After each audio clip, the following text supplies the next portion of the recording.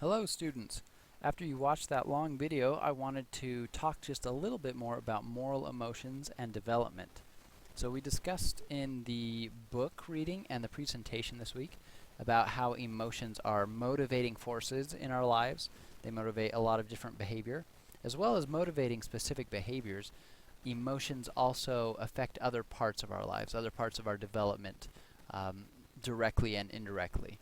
And so I wanted to talk about how moral emotions are basically the foundation for our morality in life and our moral development. So first off, let's talk about are the moral emotions. They are effective responses to perceived threats or changes to the welfare of another person, people, or society as a whole. They're moral because they motivate or drive action towards fixing those perceived threats or changes to other people's welfare. So for example, empathy is one that you should all be familiar with.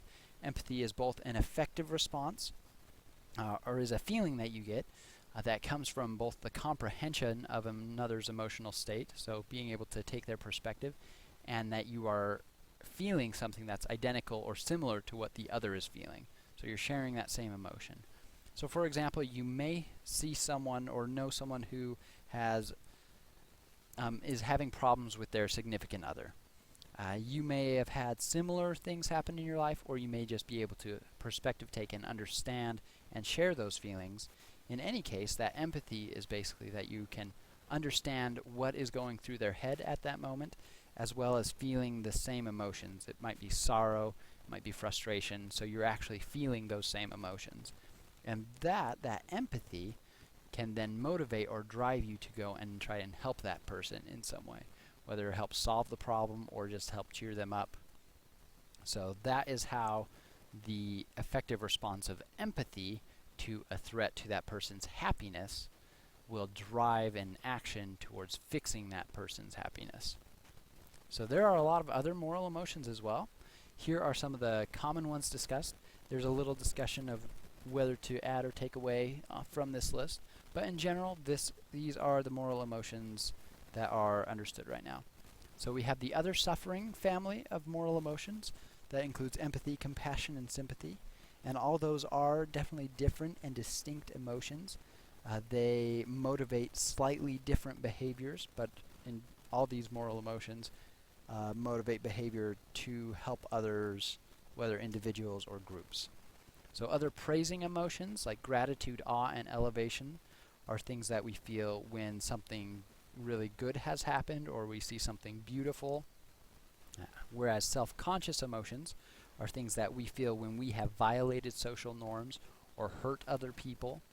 So as an example, guilt is a moral emotion because, going back to this definition, we could have been the cause of hurting someone else. So we are the cause of the change to the welfare. We've made that person hurt. Now we feel guilty. That guilt will motivate us to repair the relationship with the person, to fix the thing that we've done wrong, to make reparations, to repent. So that guilt is a moral emotion because it drives us to then help the person that we have harmed. Other condemning emotions like contempt, anger, and disgust come from when we see actions that we perceive as wrong. So injustices done by governments or businesses.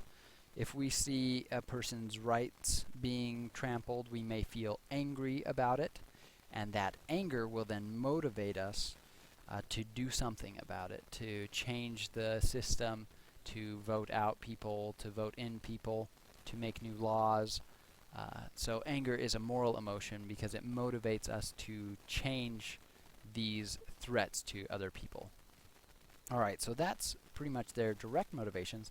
Now let's talk a little bit about how these moral emotions also affect our development, or the development of our morality. Because these moral emotions are essentially the foundation of our whole morality, it seems right now in the literature. As things keep building in the literature of moral development, it all seems to stem from initial moral emotions like empathy as we are infants.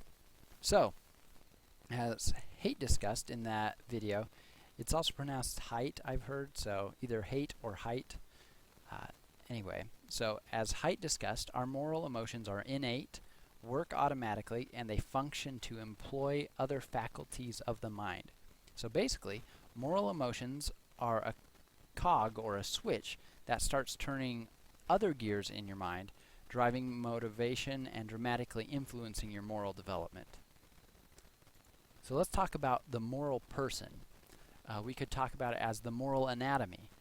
So you've got lots of different things that make up a moral person, or that could make up a moral person, such as moral emotions, which we're discussing, moral reasoning, which I'm sure you're pretty familiar with, actually reasoning about moral situations, dilemmas, moral values, such as value of respect, the value of responsibility, the value of honesty, moral character, and that's kind of synonymous with personality or traits. So are you a moral character? Are you an honest person? Is that part of your character? Obviously, moral behavior, the actual act of behaving morally, and moral identity. Some people have a moral identity where they see themselves as a moral person. And then there are metamoral characteristics, which in and of themselves aren't necessarily a moral thing, like self-regulation. A moral person might be able to regulate themselves very well, and it might help with other aspects of their values, emotions, or character. But a non-moral person can also be self-regulatory and do non-moral things. So all these things make up our moral anatomy, and essentially all of them start from moral emotions. So this is not a theoretical model, and most of these interact with more than just one or two other aspects of the moral anatomy. But this is just kind of a diagram to show that as moral emotions emerge when we are infants, essentially as soon as we are born, we can see evidence of empathy in children. And so that, and then the emergence of things like guilt, sympathy, anger, awe, and gratitude, all these moral emotions drive these other pieces like moral values, moral character, moral behavior, moral reasoning, and moral identity. So they all start from the seeds of these innate emotions, and the biggest one is empathy. So we start from these innate seeds from empathy, so everybody has the opportunity to be good people, good moral people. And then as we go through life, other things influence the development, like our parents, the things we go through in life, society, media, all these different contexts will affect us and influence the development of our moral person into either a moral person or an immoral person, or somewhere in between, obviously. So I just wanted to make that a point, that even while these moral emotions are a driving motivator, immediately, like empathy and anger, they can have immediate effects when we feel them. They are also instrumental in developing other aspects of our moral anatomy to all work together to make us who we are today. So those seeds of our moral person come innate, inborn in us. And I think it's really interesting to know that. So I wanted to talk to you a little bit about that development before we had a week on development, just to give you some more information about these moral emotions. And you have a few more videos to watch this week, so I hope you enjoy them.